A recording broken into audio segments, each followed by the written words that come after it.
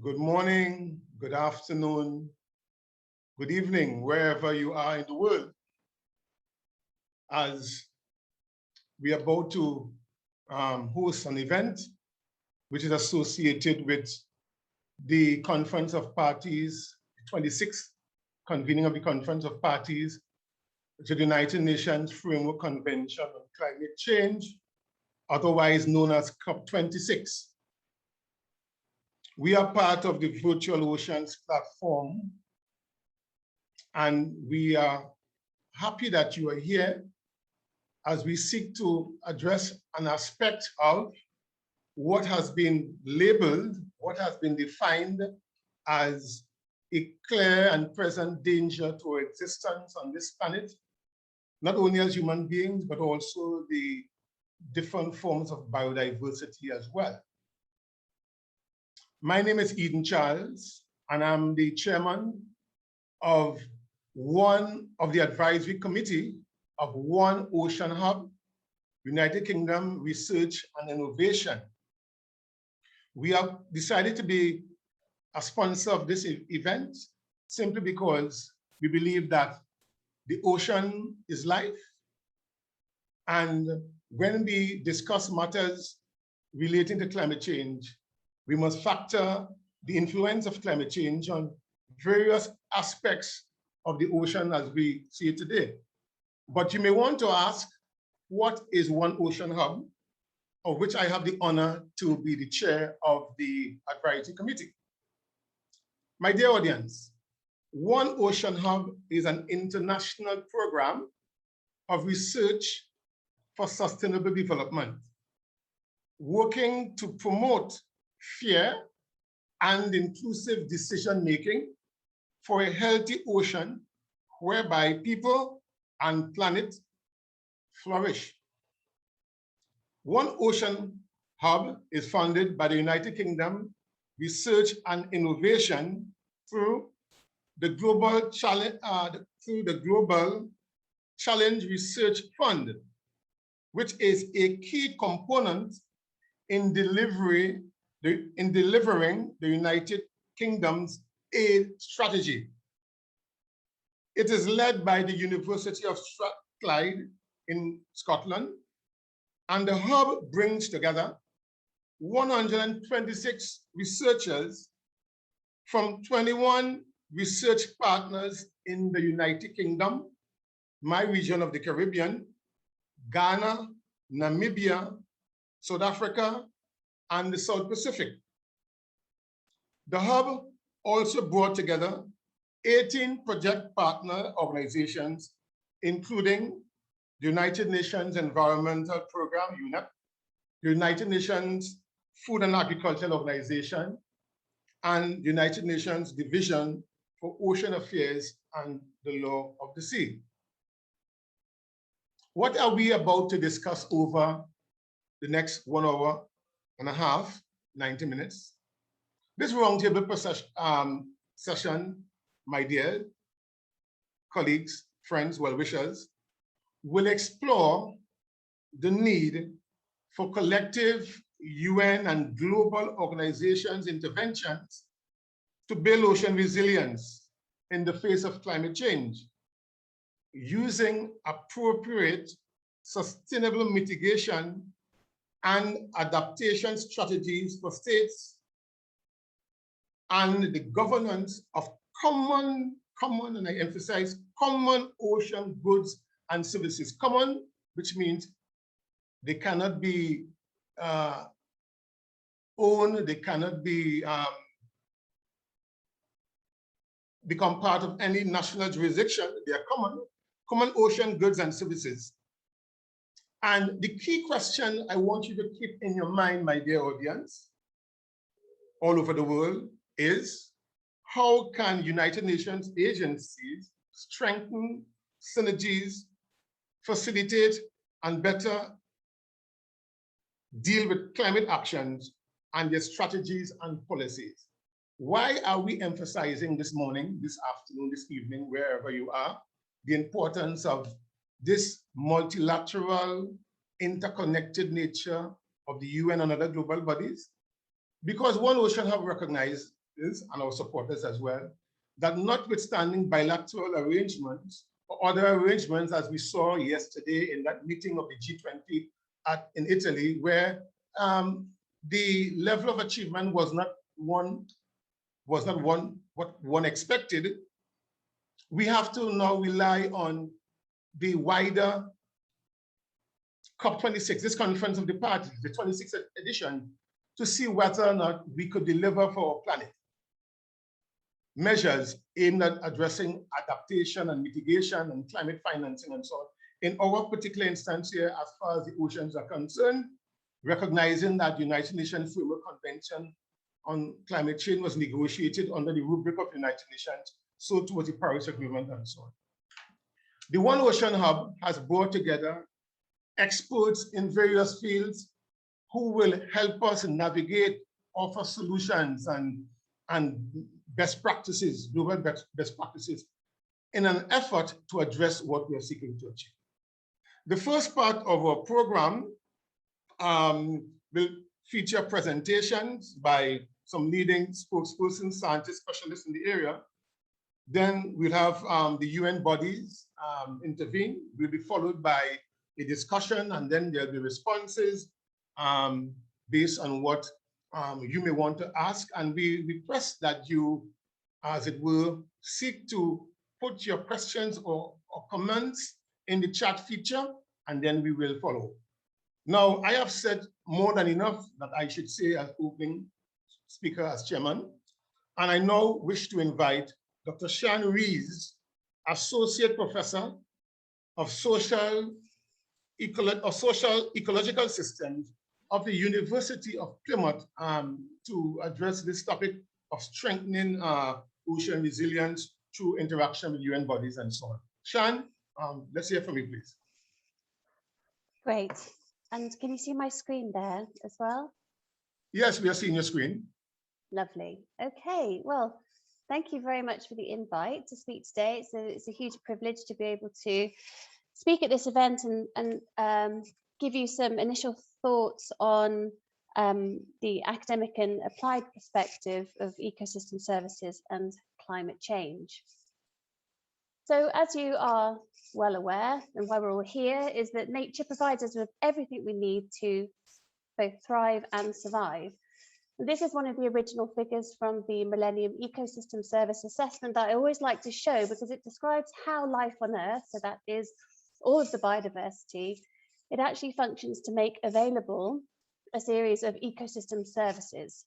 And the overarching premise of the Millennium Ecosystem Service Assessment is that if these ecosystem services are available and we have sustainable use and fair access to them, then we have the constituents that underpin various elements of human well-being. In today's presentation, and as part of the discussion in COP26, we're interested in the role that natural systems have in the ecosystem service of climate adaptation. So this is things such as flood defense and climate mitigation, which is things or habitats that contain and absorb and store carbon. Now, salt marsh and seagrass and mangroves are the most well understood systems in terms of their role in climate adaptation and mitigation. In fact, they're the only blue carbon habitats that the IPCC has published guidelines for inclusion in national greenhouse gas inventories. What we do know is that their annual carbon sequestration rates per hectare per year of these habitats is actually greater than that of tropical forests. But these areas, the salt marsh, the seagrass, the mangroves, they're actually fractional in size and spatial coverage than their forest counterparts. So they actually have quite a minimal role in climate mitigation strategies, but this really does not negate any reason for holding back on protection and restoration efforts. So, for example, the storm and flood defense services as ecosystem services are an essential lifeline protecting property and coastal communities around the world. There are also multiple stacked ecosystem service benefits that comes from protecting biodiversity. And this includes supporting multiple levels of the food chain that can lead to food provision, to the bioremediation of waste, and also to cultural services, however they're described, but recreation and tourism are an example of these. So their inclusion in climate adaptation and their inclusion in the climate mitigation and adaptation debate is still very important. Their protection with MPAs or other protected area strategies should absolutely remain a priority for increase. Now, the condition of these habitats is essential to the actual level or the amount of ecosystem service that is available. So the condition of habitats through monitoring and assessment of MPAs is something that we really do not have a good handle on at present globally. And so this should also be a priority to get localized but globally scalable information on the status of the extent and condition of these vital habitats. I will give seaweed a quick mention. So seaweeds are globally the most extensive and productive vegetated coastal ecosystem. They also provide multiple stacked ecosystem service benefits. And seaweed aquaculture is also highlighted and discussed in this climate mitigation debate. So whilst undoubtedly part of the carbon cycle, the amount that is actually sequestered by these seaweed habitats is not known and may actually be quite low. But what we do know is that carbon is exported through this productive cycle and will cross national jurisdictions. So whilst we may be thinking about area-based management for things such as salt marsh and mangroves and seagrass, when we're thinking about carbon export cycles, any adaptation and mitigation strategies linked to marine systems is essentially a global concern. Now, two habitats here also linked to carbon include temperate reef. Well, I include temperate reef from my part of the world, and merle, which is the habitat below. And what we know is that merle is a calcifying seaweed that also sequesters carbon, and the physical structure of merle means that even beds that have died actually still sequester and store organic carbon, provided that they are not physically damaged. So the same is for reef systems as well. So restoration and protection of these through marine protected areas is important. Seabed trawling over sensitive habitats means they take decades to recover, if at all. And this not only reduces the ability of these systems to play a part in the carbon cycle, but also reduces or removes the option of anyone else to benefit from these systems. My last slide is about mud. Now, continental shelf muds, whilst we don't often talk about them in conservation, and they do have a lower sequestration rate than some of the other habitats mentioned, they show great potential in the carbon story because they cover vast areas of the ocean. And this is here in these muds and these sediments where the carbon conversation actually really opens up. Of course, there is a global system of sediment transport, but any real impact in climate adaptation and mitigation will come from including sediment areas in climate smart marine spatial planning, extending to areas beyond national jurisdiction. What we need is a system that enables a management of carbon stocks across these vast areas of seabed, that integrates fisheries management as a key tool, includes controls so we can understand pressure reduction for carbon biodiversity outcomes, and ultimately within this system of climate smart MSP and decision support, we need the needs of humankind as a whole need to be prioritised.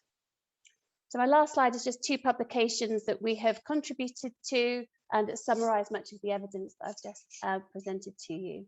So I shall wrap up there and hand the screen back.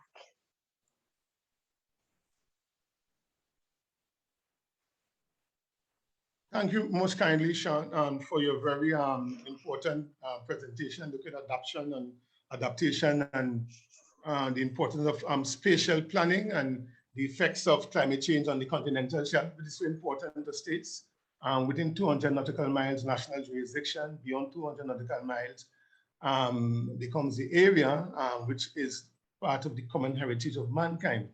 So I hope that you are keeping your questions or your comments on Sean's presentation. And I now have the honor to move to a colleague of mine from the One Ocean Hub, Dr. Bernadette Snow. Bernadette is the Deputy Director of the One Ocean Hub. Bernadette, we'll have you now. Bernadette. Yes, thank you so much. Thank you so much for the introduction. And I will start my presentation, and I'm going to take a view linking it to what Sean has spoken about with regards to taking a systems approach. So I'm going to start off with theory of change. We talk about the ocean we want and the goals and targets we want to achieve in terms of climate mitigation and adaptation. We can have a theory of change that looks at it as a linear process. If we do this, this will happen. If that happens, that will happen, and so forth. I'm advocating for taking a systems approach, and as Sean mentioned, being part of socio-ecological systems, the interlinkages between human well-being and the environment is extremely important. So therefore, one of the first observations that I would make here is that we should go for a systems approach, and I'm going to illustrate how we have applied a systems approach in the Western Indian Ocean towards developing a strategy for a marine spatial plan. So this is the theory of change, and I won't go through it in deep depth and detail, but I'll take one example. So if the system itself is at a regional level, and we need to create that enabling environment, which needs to include stakeholder capacity, development and building and understanding what we have, institutional, technical, as well as human resource capacity. Within the whole Western Indian Ocean marine ecosystem, we need to look at regional planning and how this will inform national planning in terms of area-based planning, as well as informing the marine spatial plan as an adaptive and strategic approach. So taking one of the examples, we say no regional measures to deal with connectivity. So Sean spoke about connectivity between the marine biological in terms of carbon cycle, but waters move all the time and create connectivity as well as transient species like turtles and sharks. So for example, we look at the connectivity not only between the sea and the ecosystem, but also the people in the sea and the land in the sea, as well as the migrating species. If we tackle it from a systems, we would look at that we need regional measures, regional guidelines and policies to make sure that this connectivity is maintained. Again, the benefits of a systems approach. So within the UN perspective, we need to have these global as well as regionally applied measures, guidelines, and policies where it can play this particular role. Explaining this a little bit further in detail. So drawing the system, and I'll draw out here just one aspect because it can be quite detailed and seem complicated, but understanding the system and looking a little bit more closer at ocean protection. First, we would identify what are the levers for change. What do we need to enhance regional ocean protection or even global ocean protection? In this case, what's identified by the stakeholders, managers, scientists, and community was that they need to look at stock management and planning, protect ecologically and biologically significant areas, and also looking at areas beyond national jurisdiction, acknowledging the connectivity. Taking this further, once we have identified what are these levers, what are the implementers or enablers, so taking our system and pulling on it a little bit further, and then focusing here again on just ocean protection, using ocean accounts in terms of understanding how to manage, what is the sustainability, what is the use, what is the coverage, and adapting accordingly, we can then look at both stock, at the IPSAs, as well as the ABNJs. Importantly, it's also recognized that there needs to be binding multilateral agreements, that sometimes voluntary guidelines are not sufficient. And for stock management, we can look at different tools, area-based tools, and technology to assist in the process. So from our experience as a hub, and some of the work that we've been doing at the international level, particularly led by Professor Mojera, is looking at human rights. Now, human rights is central to the One Ocean Hub's work that we are doing. It's the central lens that we view ocean protection, ocean management, ocean governance through. With working with different UN bodies, while working with UNEP in particular around the human rights and the rights of the child, blind spots were also identified that we were not looking at oceans. Oceans are left out. Then also we work with FAO in terms of rights of small-scale fishers and looking at the voluntary guidelines, connecting this blind spot between UNEP's work and identifying that oceans need to be included in some of these processes in terms of environmental defenders, and working with FAO in terms of small-scale fishers and community. They are identified as ocean defenders already in place. And these ocean defenders already undertake climate action and activism in violations of their particular human rights. This was brought together under a discussion through another UN body, through UNDWALOS, during World Ocean Week, where these discussions and the different organizations came together and presented a roundtable debate around these particular issues around human rights and ocean defenders and the need and for inclusion of oceans in these discussions in different UN bodies. Another outcome of this is at the moment an upcoming report that is being prepared by UNEP.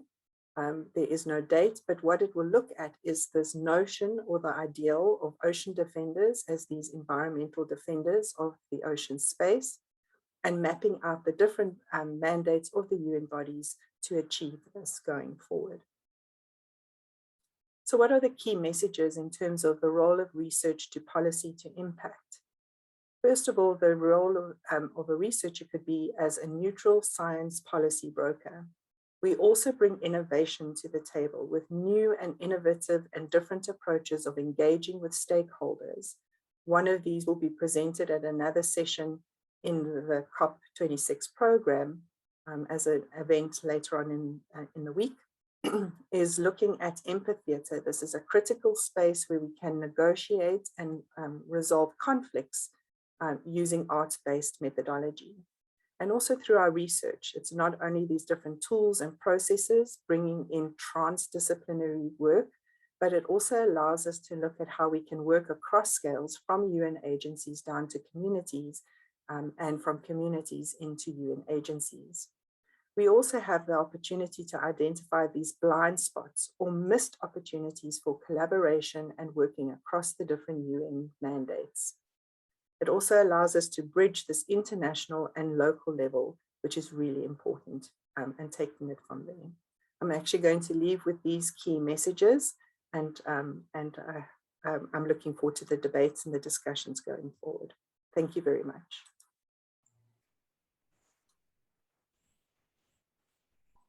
Thank you most kindly, Bernadette, for an important presentation. And what I like about the presentation is the fact that you are indicating that national approaches must be built on regional input, must be built on global input, and the importance of legally binding commitments as opposed to politically binding commitments.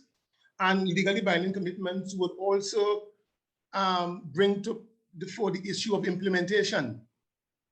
And if there are breaches in implementation, how do we address breaches? And I also like the issue of human rights, because when we speak about climate change, sometimes we do not look at the effect of these dastardly anthropogenic activities which cause climate change and how they impact, for example, on fisher folk, the right to earn a living, the disappearance of their livelihood. So I think that is an important debate, and we shall pick it up in more earnestly in the question and answer period. I now want to call upon Professor Lisa Levin, Distinguished Professor of the Scripps Institution of Oceanography at the University of California, San Diego. Lisa? Thank you. Today, I would like to talk about the UNFCCC Ocean and Climate Change Dialogue submissions that occurred last year and how they highlight the climate-ocean biodiversity nexus. This is work that just was published a couple of days ago in Climate Policy, and I need to acknowledge the first author, Bobby Jo Dobush, and then all my co-authors on this work. So as part of the UNFCCC climate dialogue early last year, there was a call for submissions to the dialogue on ocean and climate change. And there were 47 submissions. 20 of these were from parties, and about 5 of them were from large groups of countries. And then 27 were non-party submissions that included a whole range of NGOs and academic institutions, and also several UN system entities, along with the IUCN. We conducted analysis of what themes emerged. Well, let me back up and say that this dialogue represented a very important forum for the party, non-party co-design and collaboration of what are very often siloed areas of climate, ocean, and biodiversity. The Ocean Dialogue submissions demonstrated a political evolution towards the acceptance that climate policy must address linkages with the ocean and its biodiversity. And we analyzed the emerging themes. You can see many of them here. These are themes that were mentioned by over 50% of the submissions, except for human rights, in fact, which we just heard about, which wasn't mentioned much. But all of these themes are highly interconnected, and some, like finance and capacity building, really crossed over into all of the other themes.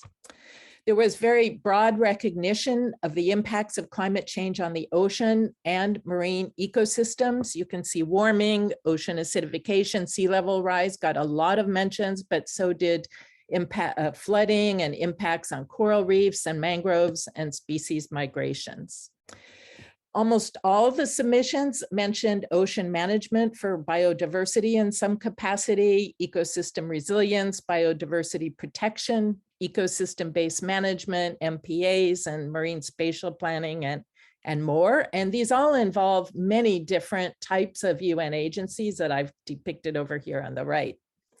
Again, most of the submissions mentioned ocean-based ecosystem services, with fisheries coming out on top, mentioned by more than 3/4 of the submissions, but there are many other services mentioned as well.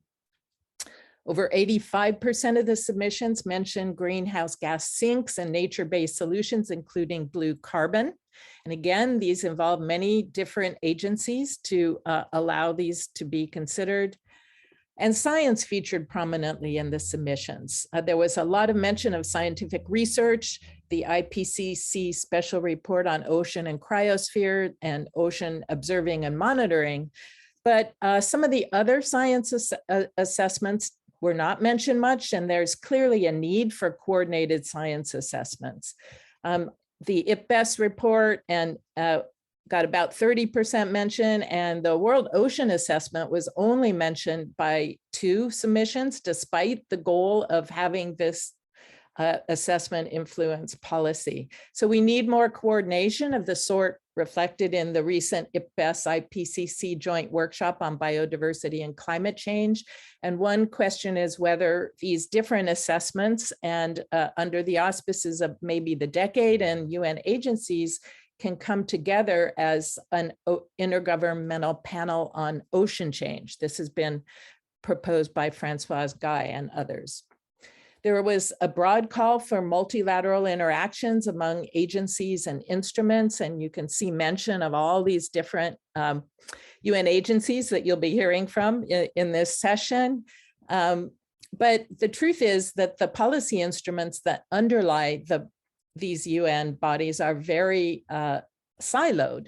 And in a recent analysis that I participated in with lead author Laura Ellsler, Mary Weiss, and others, we looked at the intersection of climate and biodiversity through a keyword search, defining what we called the ocean carbon focus factor, and in fact found only 3 policy instruments that have this high intersection: the Convention on Migratory Species, the London Convention and Protocol, and the International Convention on Whaling. But many of the others, BBNJ, CBD, UNCLOS, and the Fish Stocks Agreement and others, are very much siloed as climate or biodiversity, but not considering the intersection. It's very clear that there are new opportunities for the ocean to provide climate solutions at this intersection of ocean, biodiversity, and climate. There are many proposed open ocean mitigation measures.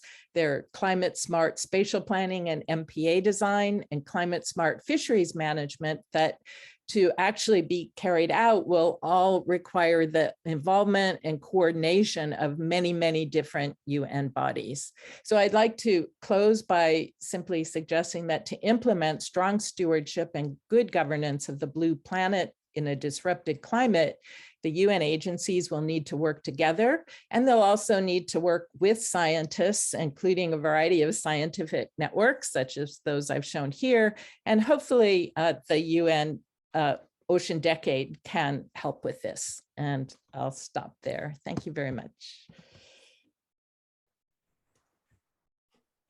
Thank you very much, Lisa. I really enjoyed your presentation. And what struck me is that notwithstanding the importance of UN agencies, who you say sometimes work in silos, and there should be coordination of, let's say, UNEP and DOLAS and so on and so forth to tackle climate change.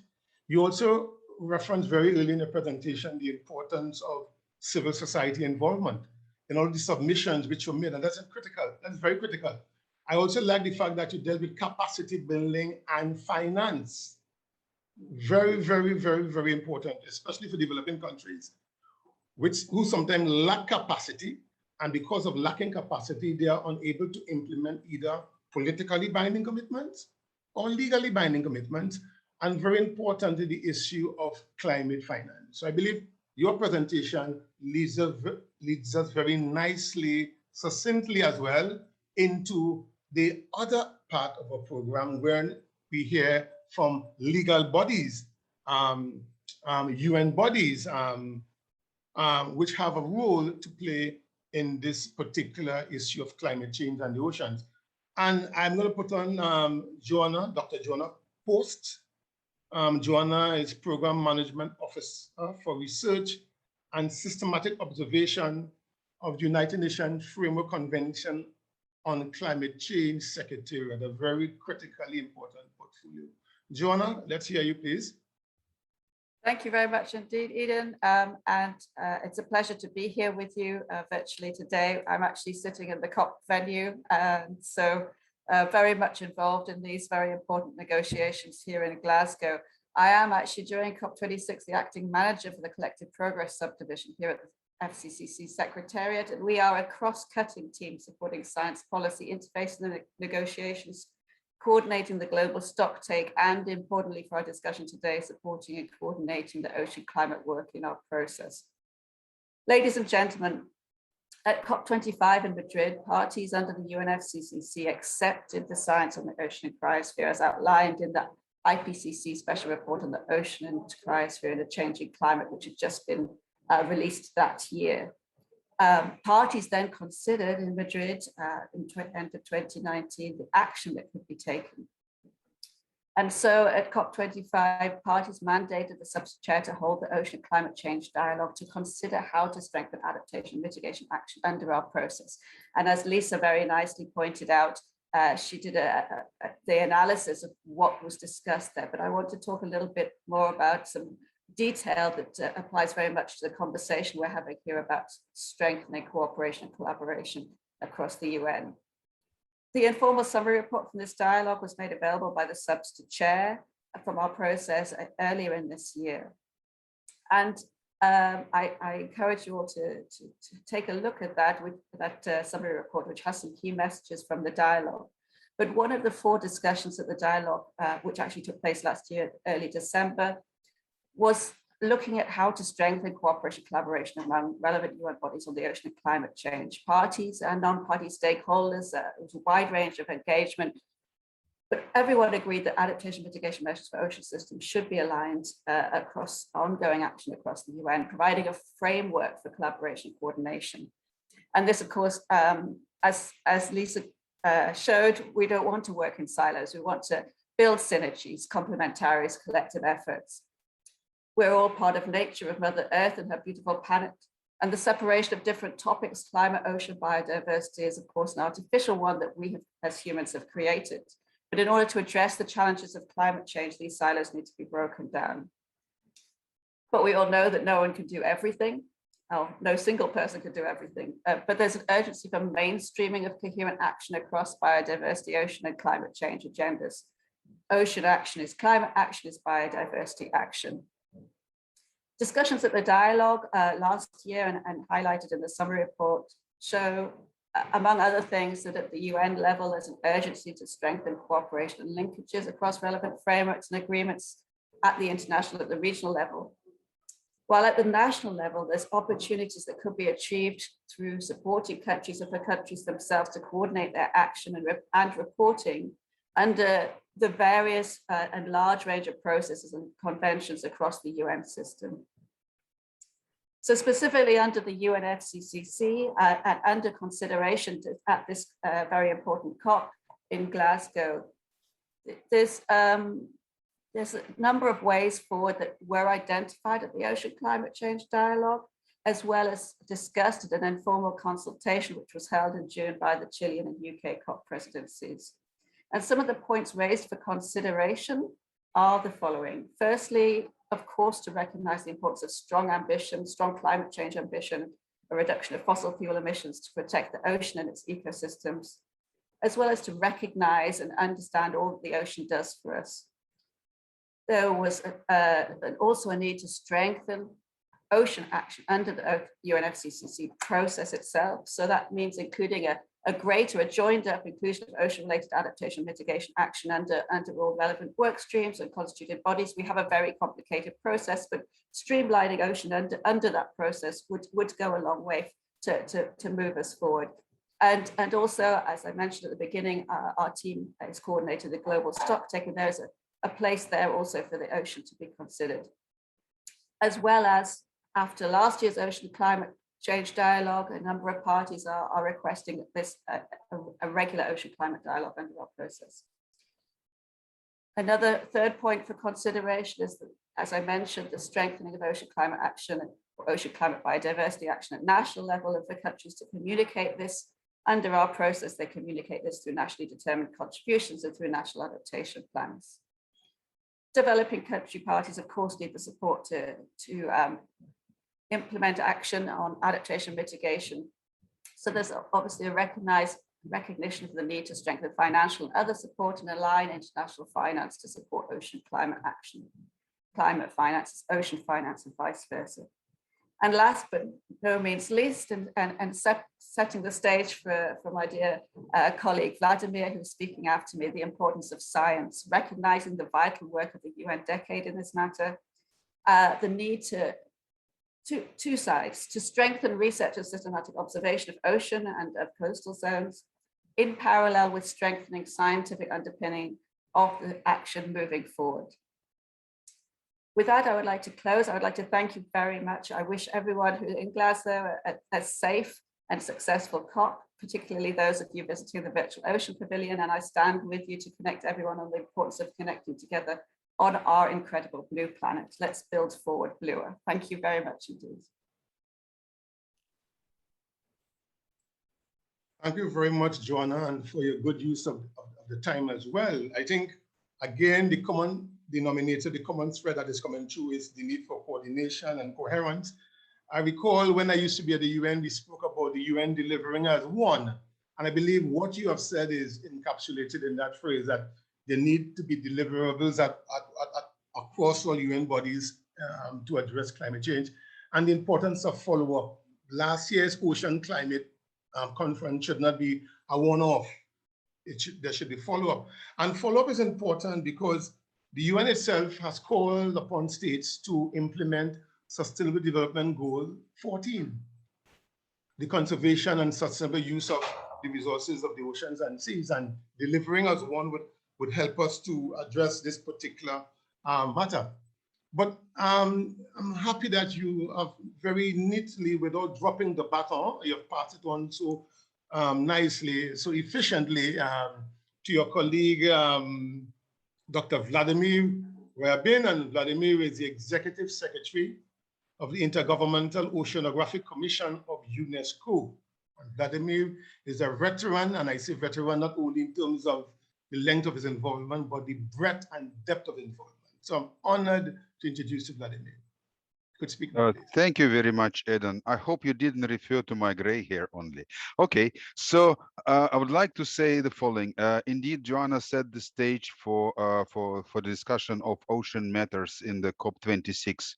You know, ladies and gentlemen, I think we need to move into a single doable direction. And if it is only possible to make sure that the ocean matters are discussed as the priority for UNFCCC, that we are, I think, making a very important step towards solving part of the problem. Why I'm saying solving part of the problem? Because recently there was an assessment on the high-level panel that came up with this number: 20% of the carbon gap required to keep us within 1.5-degree warming may be achieved by ocean solutions. The second message I would like to send to you is that these solutions are really science intensive. And the United Nations system as a whole is working in different ways. But I would like to say that more and more cooperation between United Nations agencies is turning into a value chain. And there are some upstream and downstream elements of that value chain. And I'm representing the Intergovernmental Oceanographic Commission of UNESCO. We, I would say, are very much upstream in this system, because everything depends on ocean observations, on ocean research, and then it transforms into certain actions. So observations and research are upstream, and sometimes it's very difficult to justify that they are absolutely necessary for taking good decisions. So I would like to say that indeed much more much more interaction is now happening between ocean related agencies in the United Nations system, science community, general public. The ocean governance, apart from the UNCLOS conventional law of the sea, is still emerging. It will not probably list more than handful of countries that have ministers of the sea, but this is emerging, and this is what is supported by good science. I would like to inform you, and I think many of you know, about the United Nations Decade of Ocean Science for Sustainable Development. This is a process that co-designs science, engages people in science, not just any science based on curiosity, but the science that leads to good decisions. And decisions will be, I think, informing actions in climate change domain and biodiversity domain, in ocean economy domain, which is absolutely key, and also in ethical domains. We already have, and more than 30 different programs under the decade, and already we're able to engage around $1 billion in this process. I would like to say this is not just ocean science that is a kind of hardcore science in terms of observations, modeling.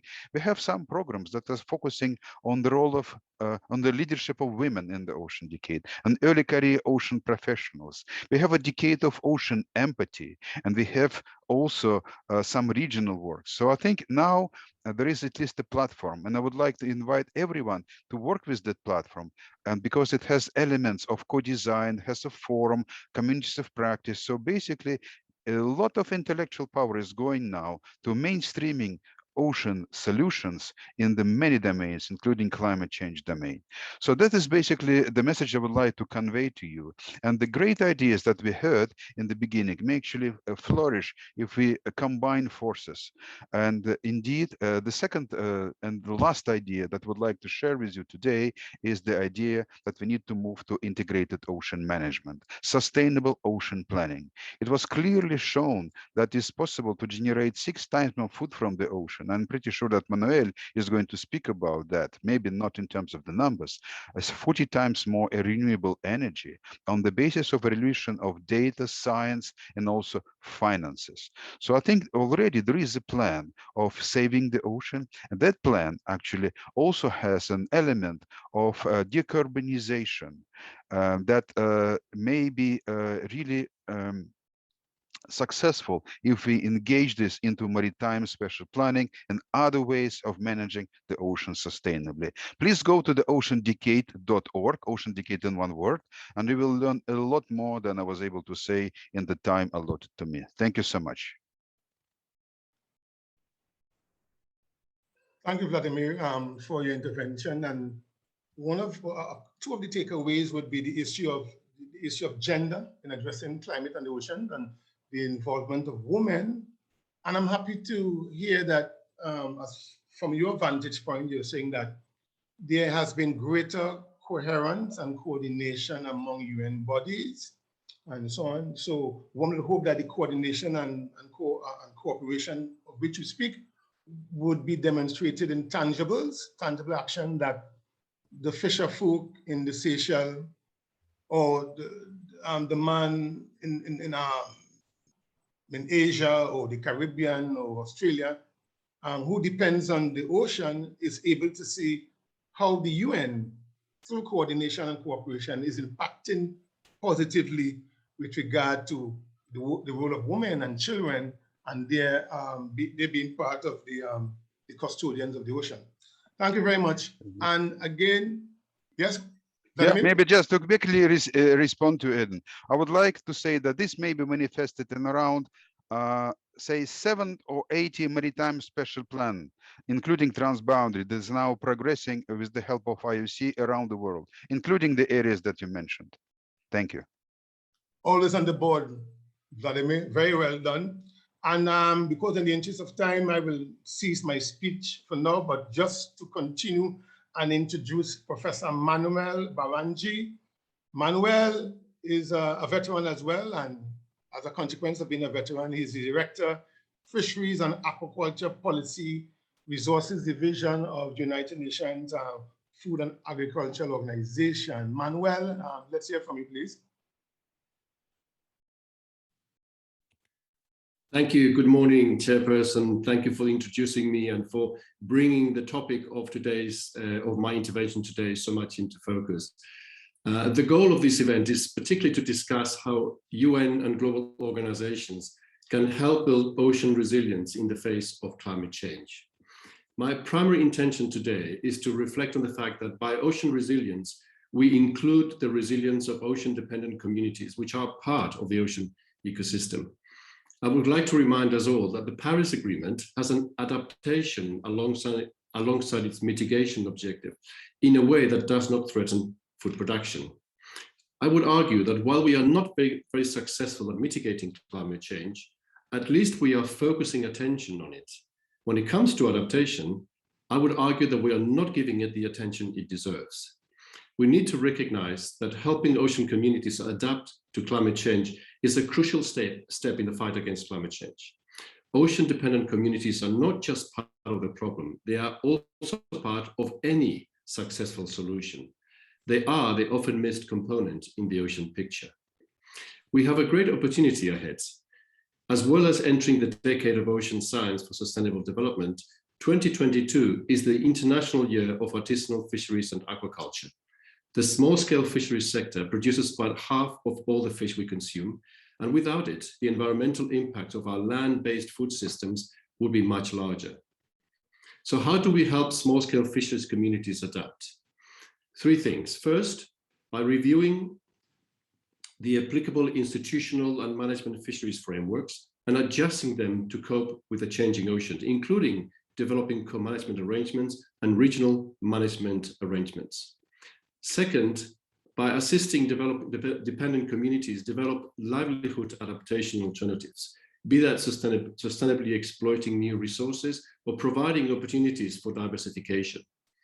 And third, by managing risk and resilience through physical and barriers to floods and storms, new warnings or innovative community insurance systems. And above all, by engaging ocean-dependent communities as stewards and custodians of the oceans in the finding of solutions. We cannot tell people what to do, we have worked with them on what to do. Now, science has demonstrated already that adaptation is not a zero-sum game. It's not about weathering storms or minimizing impacts. It's all of the above, of course. But effective adaptation can also increase the benefits as long as we work with those that reap the benefits or the calamities of our action. But this is not achieved without steering, without guidance, and without coordination. And this is where we become very important. UN agencies and global organizations have a responsibility to work together on this, to be neutral but positive, to use science, bringing hope and innovation in the finding of solutions. FAO in particular has an adaptations program we are implementing around the world. We need like-minded organizations to work with us in supporting SBSTA's mandate. We are ready to help, and I think that the ocean community is ready to engage. Thank you very much, Chairperson. Over to you. Thank you very much, Manuel. We are ready to help. I mean, you couldn't be more pointed than that. And help in what way? You've identified some ways, and you have said that adaptation is not given the type of treatment that it should be given. And one hopes that we'll continue to see the FA doing more. Maybe in the question and answer segment, you'll tell me how, in the face of the declining fish stocks in so many maritime zones, which could affect the human right to work of some fisherfolk, what the FAO is doing regarding fishery subsidies. But we'll deal with that perhaps in the question and answer time, because that's a critically important matter to address. But thank you very much, Manuel. And Manuel is now giving way to Dr. Joseph Apiot. And Joseph is the coordinator of Marine, Coastal, and Island Biodiversity of the Secretariat of the Convention on Biodiversity. I've known Joseph for a while, and I hope Joseph doesn't disappoint this morning, because he never disappoints. Joseph? Thank you, Eden. Thank you for those kind words, and I certainly hope to live up to your expectations in my remarks. Well, I've been given a few minutes here just to talk a little bit about the importance and some thoughts on UN collaboration and coordination on these issues of oceans and climate, and from our side, biodiversity. So as many of you know, last year we reached the end point of the Aichi biodiversity targets, and negotiations are currently underway to develop the post-2020 global biodiversity framework, which will contain a new set of global goals and targets for biodiversity, and will, if all goes well, be adopted next year at our COP15, CBD COP15 in April and May. Now, in looking back at the Aichi targets, we know that one of the key reasons that we failed to fully achieve the Aichi targets is that our responses have too often been split across multiple silos, and that we haven't yet effectively leveraged linkages across oceans, biodiversity, and climate at the scale that we need to. We do see a lot of progress, of course, but the scale it significantly needs to be scaled up, this collaboration.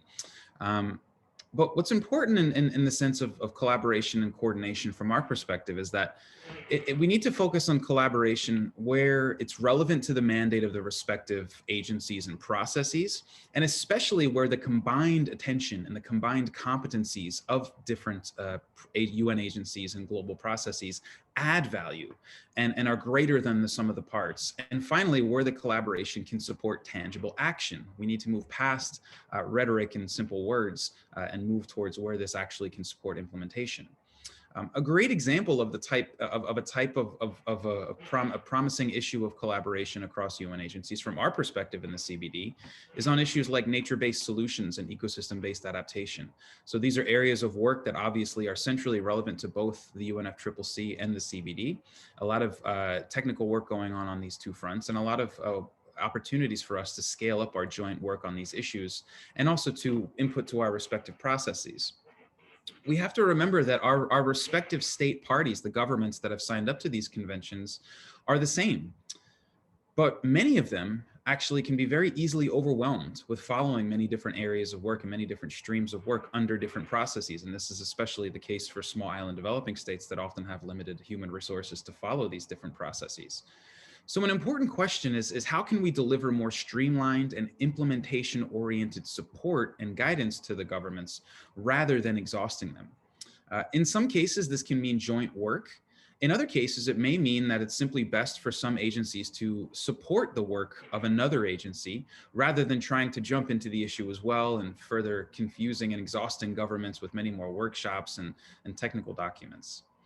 But finally, we also need to remember that the work of UN agencies, and especially convention bodies like the UNFCCC and the CBD, is fully driven by the governments, by our state parties. This means that governments can play a huge role in driving UN agency collaboration, telling us explicitly and exactly what they want us to collaborate on. It also means that it's up to the governments to follow through with implementation in a coordinated and coherent way, which unfortunately doesn't happen enough. So my final point here is that this coordination is absolutely essential, and it's something that we are making progress on, but it also really needs to be underpinned by coordination at the national level across ministries, across agencies, and it has to be reflected also in implementation on the ground. So thank you.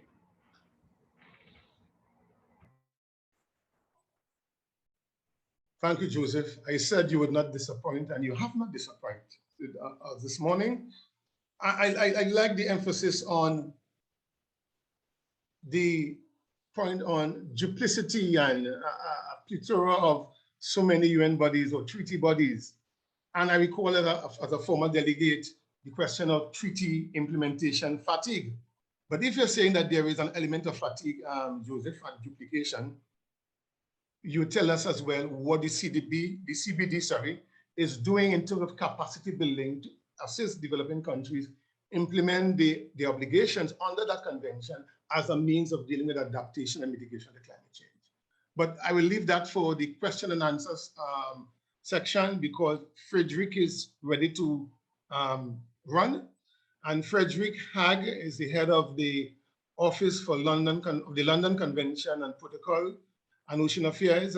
He works in the Marine Environment Division and also in the International Maritime Organization Division. And Frederick as well is a very distinguished international public servant. Frederick? Thank you very much, Eden. And may I just say that some great points from the previous speakers before as well. So allow me to just give some points from the perspective of the IMO on this. So as the UN specialized agency responsible for regulating shipping and the dumping of waste at sea, IMO recognizes the need to act decisively on climate change. And as you're probably aware, shipping is indispensable to global trade and sustainable development. Like any other sector, the shipping industry is fully committed to reducing its carbon footprint, and action is underway. Most recently, earlier this year, IMO adopted amendments on the GHG short-term measures for shipping, as well as a work plan on the development of mid-term measures. And later this month, the same member states that are negotiating at COP26 will initiate the revision of IMO's initial GHG strategy, expected to reflect the outcome of COP26. But IMO's work goes way beyond shipping as well. As the Secretariat for the London Convention and Protocol mentioned previously, it's also the forum where climate change mitigation issues such as carbon capture and storage in subseabed geological formations and ocean interventions, also referred to as marine geoengineering, are discussed, but most importantly, regulated globally. As a specialized agency, IMO is an integral part of the UN system, and as the regulator of one of the biggest users of the ocean, it plays a major part of the governance of our ocean.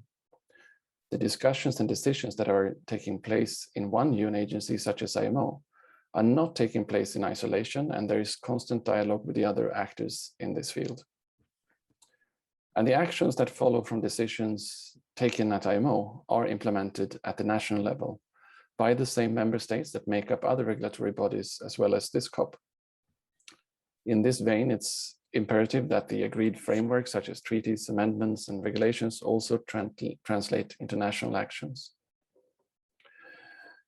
To strengthen synergies and to facilitate ocean climate dialogue, I also wanted to point out to the fact that we have a number of existing structures for cooperation that are serving us also quite well, such as the Joint Group of Experts on the Scientific Aspects of Marine Environmental Protection, GESAMP, and UN Oceans, to mention a few. And these mechanisms are also important for delivery of the 2030 Agenda, and not least the Decade of Ocean Science to support the sustainable development. But finally, I would like to pick up on what several others have said, and that is just to emphasize the crucial importance for technical cooperation and assistance, not least with respect to the topic on discussion today. And in all our work at IMO, we pay particular attention to the needs of developing countries, especially SIDS and LDCs. And much of our technical cooperation work is carried out in partnership with other organizations, both within the UN and beyond. So those are a few thoughts from my end. I look forward to the discussion to follow. Thank you very much. Thank you very much, Frederick. And it's useful when an IMO official mentions that the IMO is not only about shipping. I'm happy to hear that the IMO is dealing with matters related to carbon capture and storage. And later on in the discussion, you're going to tell us how the IMO is assisting developing countries, in particular the most vulnerable among them sits in addressing carbon capture and storage. But we are coming to the end of the presentations, and I want to now go to Dr. Carlos Garcia Soto. Carlos is the coordinator of the group of the experts of the UN regular process on the assessment of the world oceans, and is also a member of the Spanish National Research Council. I know from my previous experiences how much quality work has gone into the assessment of the world's oceans, and Carlos could let us know how is that assisting in tackling climate change. Carlos? Oh, thank you for your kind words, Eden. I have very good memories of our interaction together some time ago on BB&J. So I'm very pleased to meet you here again. So in this very short intervention of 2-3 minutes, I will explain very briefly what we do in the regular process and how we collaborate with other UN bodies.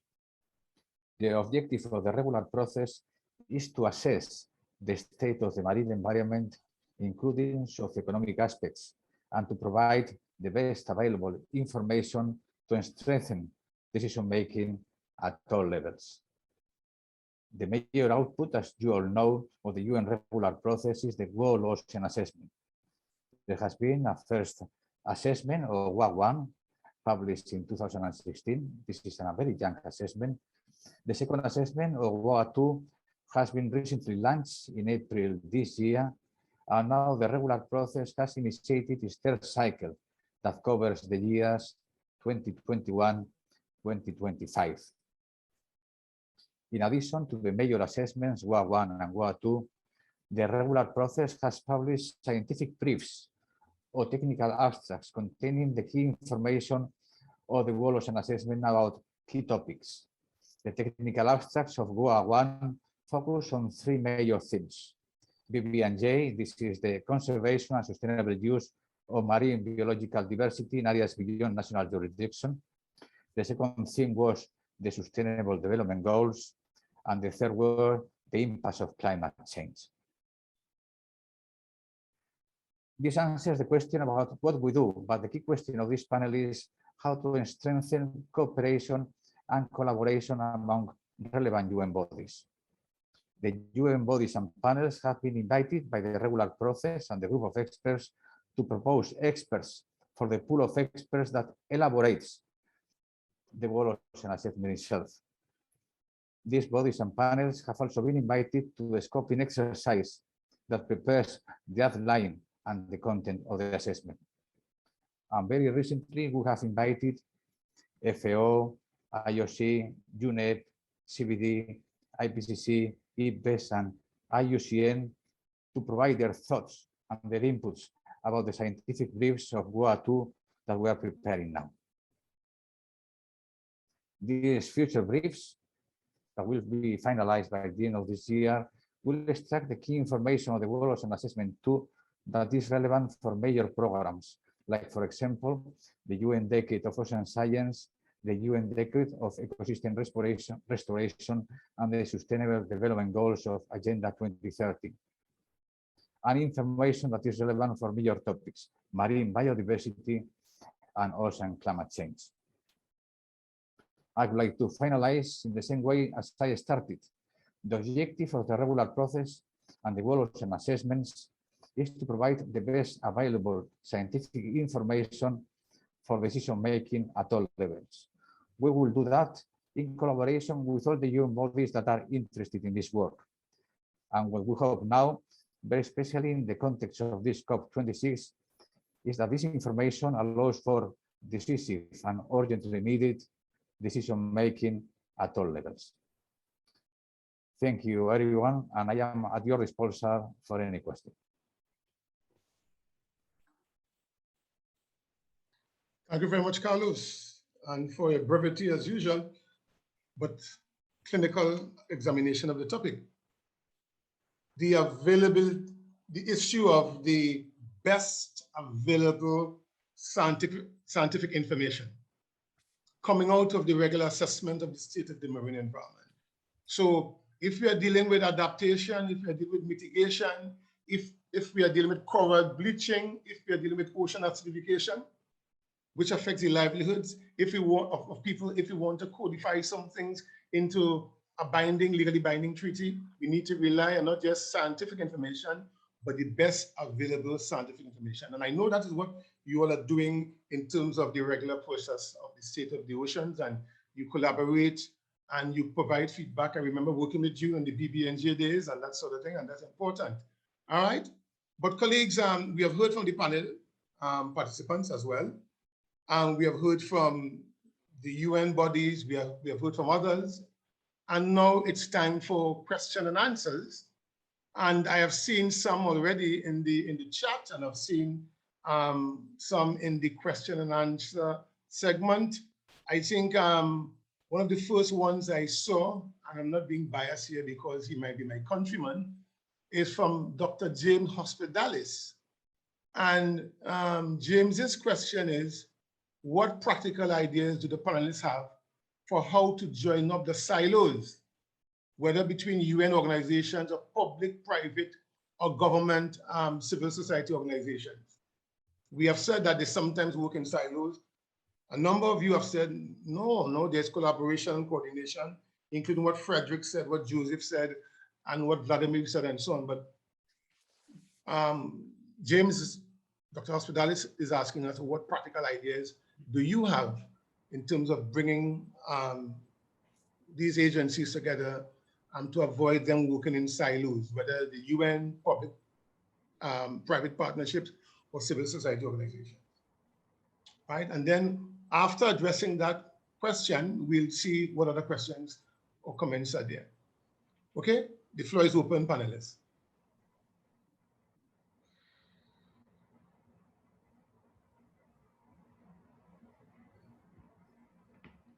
I see Joseph is off the track like Usain Bolt. Joseph, yes? Yeah? Yes, happy to address this. I see others had their hands up as well, but I'm happy to jump in first. Thank you.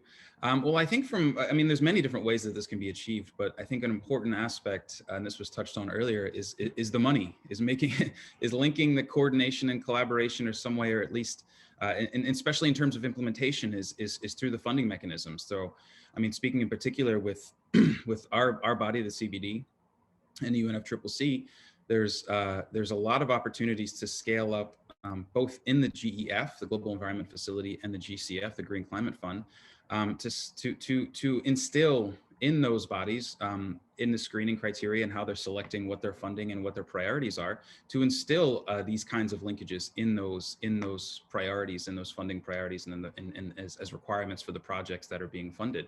So I think, putting it there in terms of where it actually has to, where the rubber meets the road, so to speak, that is a key leverage point. And I think it probably is not that difficult. As we often say in the biodiversity world, good biodiversity management will be good for climate, and vice versa. So I think, those are some key low-hanging fruits there. Thank you. Okay, thank you very much, Joseph. And we go to Vladimir, followed by Manuel. Thank you very much, Eden. Indeed, there must be some overarching idea, and I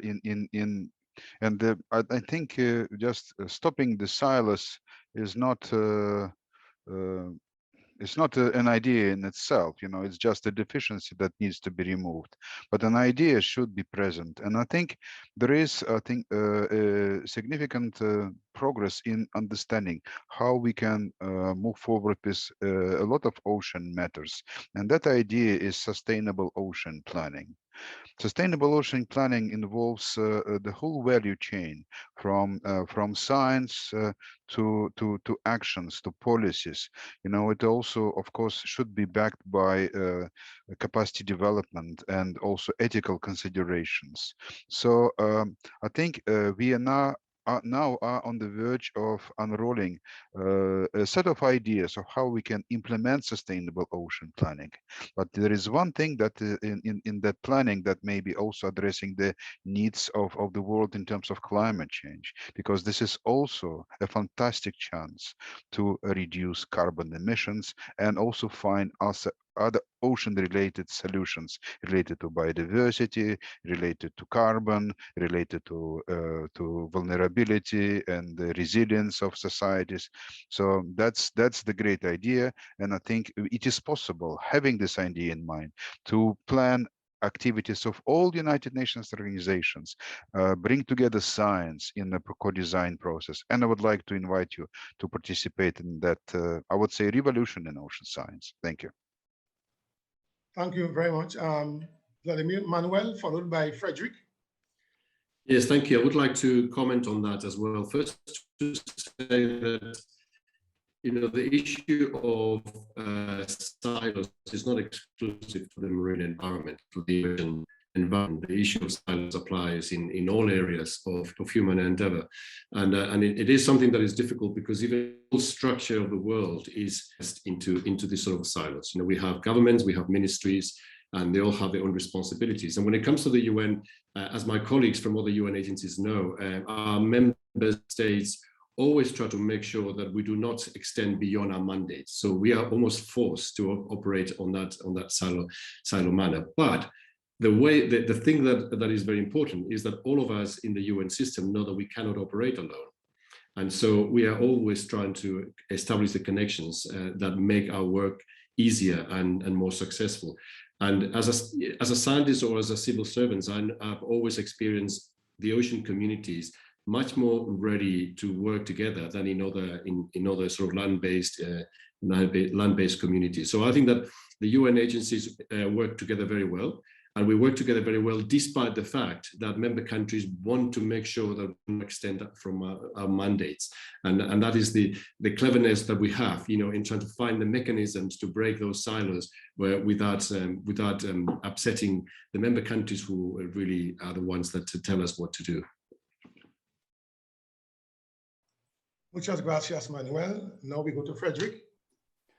Thank you, and of course, very well said by Joe, Vladimir, and Manuel already. And maybe the one thing I could add is that I think that we all see the importance of working together. We all have our mandates as we set by the member states, and I think we're actually quite good at that dialogue around the boundaries and to work together to address these. But maybe we need to become better and showing that as well, and showing the success stories of where we actually do work together, so that it's a bit more clear that we are perhaps not as bound by the silos as people think.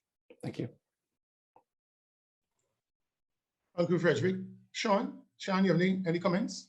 Anything to add? Okay, not at this stage.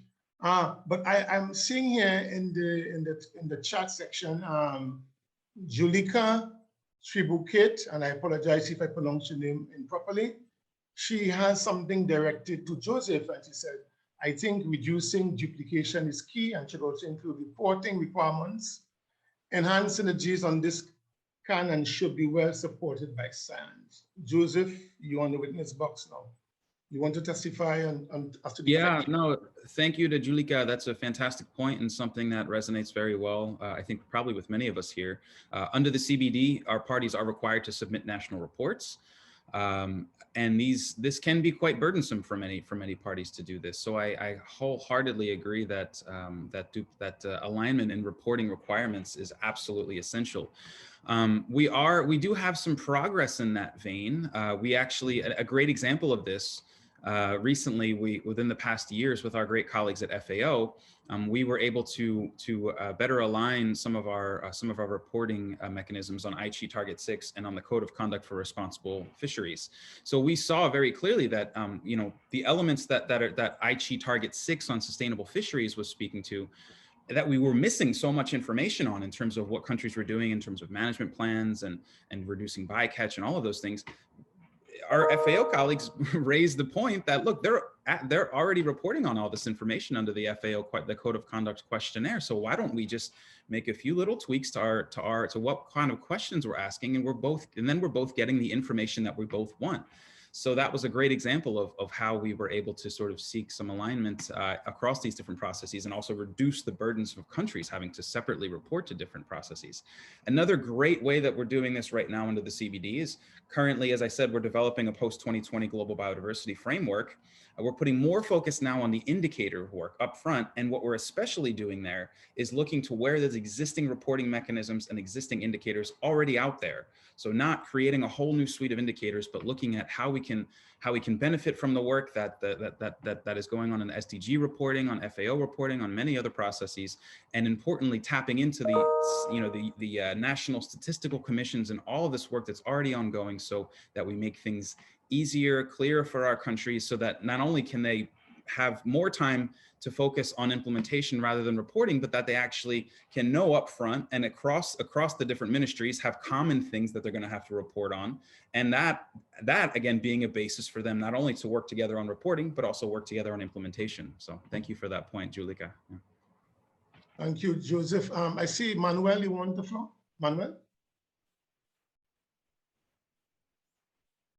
No, sorry, I didn't ask for the floor. Okay, I think it was Lisa. Lisa, yes? Yes, hi. I sort of have a question for everybody that relates to this, and that is, how can climate change be more mainstreamed into the activities of each organization, especially in the design of sensitive and protected areas? For example, how can it be mainstreamed into the CBD's EBSTAs, into the FAO, RFMO's vulnerable marine ecosystem designations, into the International Seabed Authority's protected areas, into the BBNJ deliberations about marine protections? And this is really just a question, and into the London Protocol's protections, relative to geoengineering. I mean, it applies across the board. So really, this is my question to everybody else. A very important one is that. Colleagues, you have heard Lisa, you may want to respond in any particular order, it doesn't matter. And if I don't see any order, I will call on someone to respond. I see Frederick has a very important smile on his face. So Frederick, I think you want to go first, right? Frederick? No, not really, but thank you. Well, that's a good question. I mean, if you speak of IMO, we already do have some tools at our hand, which, for example, would be the designation of emission control areas under MARPOL Annex 6, which is already in effect, and where we have some of these already around the world. There are also, for example, you could think of possibilities under the particularly sensitive sea areas concept, where you can build on any existing IMO instrument to declare an area in need of greater protection. And there are clear links there as well with the identification of areas under the EBSAS process, which you could build on perhaps even more than what we do now. And so there are opportunities. The one area there is perhaps not currently not a possibility to designate specific areas as such would be under the LCLP, but there you already have a different kind of procedure, which I think is quite solid in its own right when it comes to providing the environmental impact assessment and possible permits for various issues through those instruments. Thank you. Vladimir. Thank you, Eden. I would like to say that under the Decade of Ocean Science, now on the 15th of October, we issued a second call for decade actions that is focusing on marine pollution, on health of ecosystems, and ocean and climate nexus. So in principle, we would like to seek contributions to the design of science that will be contributing to elements that are important for example, for CBD, that will be important also for IMO. And indeed, sometimes the system in which we are working and living is non-linear, and because of that, I think we once again I am coming back to the issue of value chain, and I think one of the important vision elements over the decade is qualities of the ocean that we would like to have. One of these qualities is accessible ocean. That means data that is authoritative and that also is verifiable and also creates responsibility in the system. And if we are able to communicate that message on the basis of the good science that also gives a platform for good decisions, it is much easier for our colleagues who indeed are suffering sometimes in the silo-oriented environment to achieve better results. Once again, the issue is we can start managing the ocean, and that will be having implications for biodiversity, climate, and the issue is approaching this as a value chain in a non-linear fashion. That's the answer. Sorry, a bit theoretical, but you know, it's surprising it may work. Yeah, theoretical is the foundation in many instances. Manuel, followed by Carlos. Yes, thank you. I'll be very brief on this, and I think that Lisa has a very good point. You know, how do we mainstream?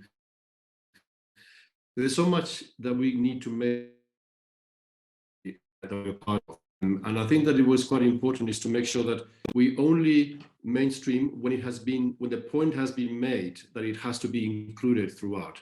When it comes to climate change, we're still not there. There's many places where we need to come with the message of climate change from the beginning, not mainstream through the others, but as a specific objective and a specific problem to solve.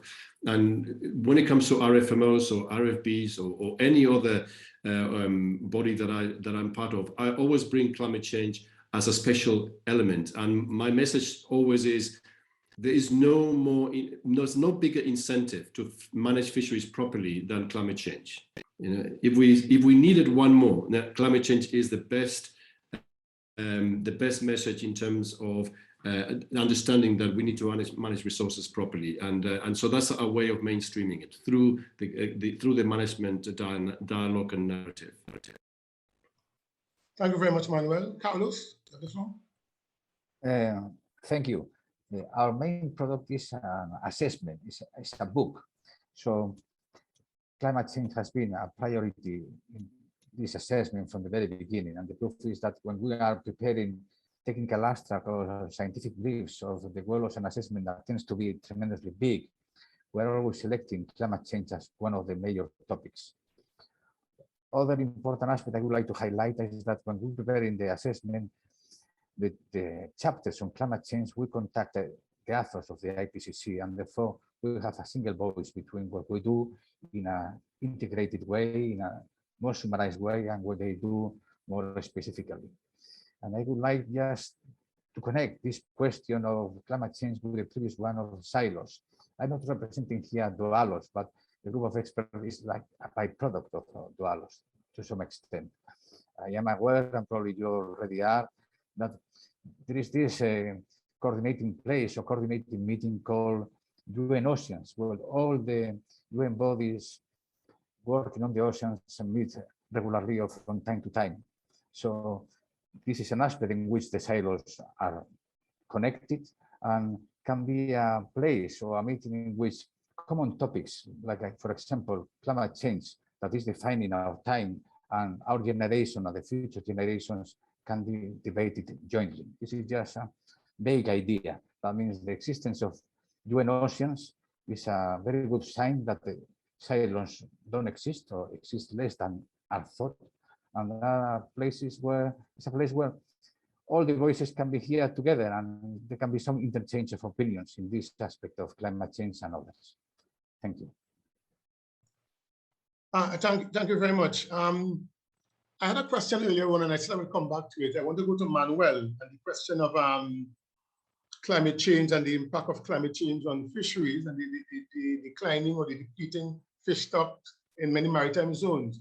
And the issue of notwithstanding these anthropogenic effects of climate change on fish stock, we still continue to have subsidies which are injurious to the fishing industry in so many countries. And the question, Manuel, is what is the FAA doing in order to address that as it tackles climate change? Because they are linked.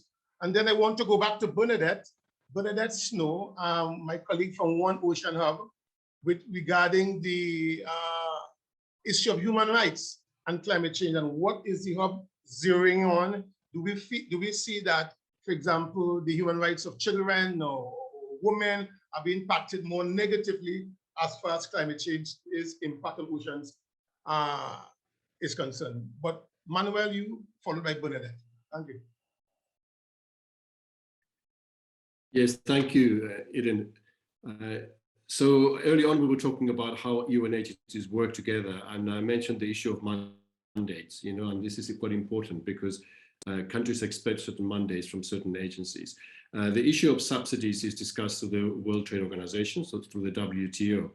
And FAO, the role of FAO is provide advice to members and to the WTO on the importance of removing subsidies that are damaging to the environment and to the resources. So FAO, for example, has been sending officers to the WTO for long periods of time to help the Secretariat develop proposals for countries to be discussing, to discuss. And we then follow this up with a number of meetings, regional meetings and multilateral meetings to tell countries the consequences of particular subsidies in terms of fisheries management. And we continue to do that with WTO, technical advice on the impacts of certain subsidies. And then countries make the decisions at the discussions through WTO. And I feel very optimistic that in the next round of the WTO, there will be a solution to those subsidies. It's an example of interagency collaboration that very often goes under the radar because countries want us to engage in our own particular mandates. Thank you. Thank you very much, Manuel. And colleagues, when you're doing it so well, time just runs away with you. Bernadette, Dr. Bernadette Stowe will reply, and then she'll also give final comments as well in terms of her position at One Ocean Hub. And then we'll have Vladimir, Dr. Ryabin, and then I will give some concluding remarks, and we'll say good evening or good night or good afternoon, as the case may be. Thank you so much, Eden, for asking that question. And in the essence of time, I think I'll keep it very short. Climate is a human rights violation. And if we continue doing what we're doing and not working together and not tackling climate change and not mainstreaming it, we are going to be actually infringing on human rights.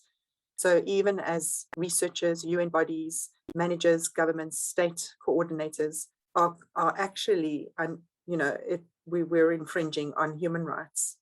And obviously, the more vulnerable, the children, communities are impacted largely. And as already mentioned through some, often those are the voices not included in climate negotiations, in decision-making, in working together towards solutions. And it's very important that we consider that we need to do a bottom-up approach as well in some of these negotiations and think of the fora where everyone is at. That is my short answer, knowing that we've got 3 minutes left to wrap up, as we have to stick to time for these live events. And I think my take-home message from the interventions and responses that I can see is that, yes, there are silos, that this is just a symptom that needs to be addressed, according to Vladimir. That's something that, we need to put aside. We need to take cognizance that there are already interventions within the UN to work better together. They just need to communicate this in a way of better examples of where it is so that, we can see these interventions and how they work. So measure them where they are working together. I think there is still quite a lot of work to do. And that's based even on Lisa's question where she added at the end, how can we mainstream climate change? So that's, it's still a growing question, and I think a growing debate that we need to take forward in our discussions throughout COP and even post-COP. And how can we work together to mainstream and to tackle all the different aspects as a result of climate change? I will now give over to Vladimir so that he has a minute and then you have a minute to close. Thank you very much, Bernadette and Eden. My message will be also short. and would like also to capitalize on the presentations, including the one that was given by Lisa on the readiness of countries and scientists to ensure certain commitments.